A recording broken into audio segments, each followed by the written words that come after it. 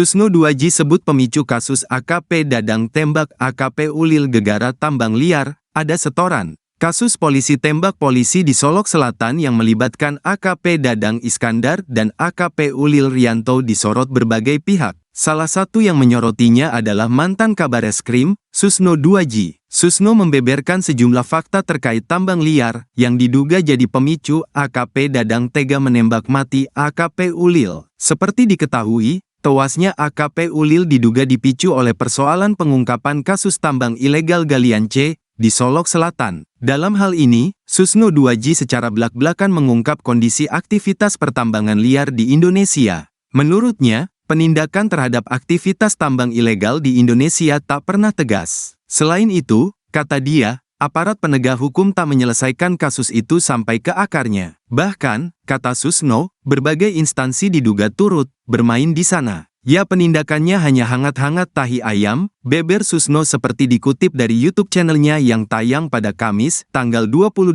November tahun 2024. Lanjutnya menjelaskan bahwa tambang ilegal seakan dipelihara karena menghasilkan cuan. Ada setorannya, kalau tidak menghasilkan jelas ditangkap. Kenapa? Semua bisa lihat, semua menikmati tapi negara tidak menikmati. Nah, tinggal sekarang serius enggak memberantasnya, katanya. Jika aparat penegak hukum serius, Susno mengatakan pembersihan instansi yang terlibat harus dilakukan mulai dari tingkat atas. Karena itu berjenjang, yang terlibat.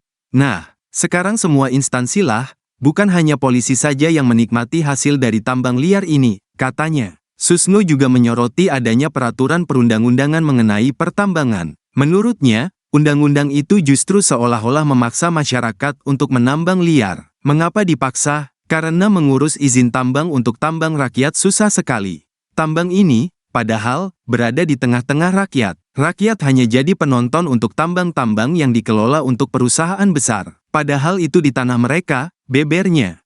Kemudian, ia juga katakan, sebenarnya peraturan perundang-undangan memungkinkan rakyat melakukan aktivitas tambang dalam skala kecil. Persoalannya, kata Susno, pengurusan izinnya hampir tidak mungkin dilakukan rakyat. Kenapa? Tingkat pengetahuan rakyat itu kan sangat tidak memadailah untuk mengadopsi peraturan perundang-perundangan. Untuk memenuhi persyaratannya, contohnya, harus membuat peta, koordinati, kajian AMDAL, dan lain-lain. Ya mana mungkin mereka bisa, katanya. Pengurusan perizinannya pun rumit karena berjenjang mulai dari pemerintah daerah, provinsi sampai pusat. Jadi karena tidak mungkin izin itu diurus oleh rakyat, maka terjadilah tambang liar. Tambang liar itu ada yang melindungi. Bukan Polri saja, hampir semua beberapa instansi menikmati.